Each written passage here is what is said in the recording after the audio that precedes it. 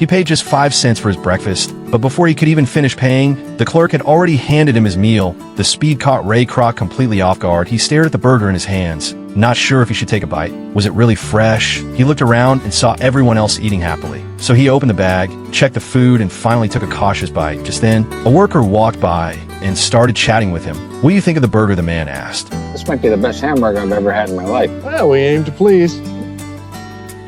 Only then did Kroc realize that this ordinary-looking worker was actually the owner of the restaurant. Excited, quickly handed over his business card and asked if he could learn more about the place. As a traveling salesman, Kroc spent most of his time on the road. He usually ate whatever he could find along the way. But in 1950s America, even the fastest drive-ins took at least 30 minutes to serve a meal. Now at 52, his career was going nowhere. To secure the rights to a milkshake mixer, he had even mortgaged his house. But the heavy machine barely sold. After 3 months of hard work, he hadn't sold a single unit. Then one day, he received a surprising order, 6 machines at once. It came from a small, unknown restaurant in California. Curious, Kroc decided to visit in person. When he arrived, was stunned by what he saw. Outside a tiny, unremarkable building, a long line of customers stretched down the street. Despite the crowd, everything moved incredibly fast. When the owners learned that Kroc was a mixer salesman, they invited him into the kitchen. The workers were busy but perfectly organized. Each one focused on a single task, ran like a well-oiled assembly line. One worker lined up the buns, another added ketchup and mustard, then 2 slices of pickles, some chopped onions, and finally a grilled beef patty. In just 30 seconds, a perfectly made hamburger was ready to serve.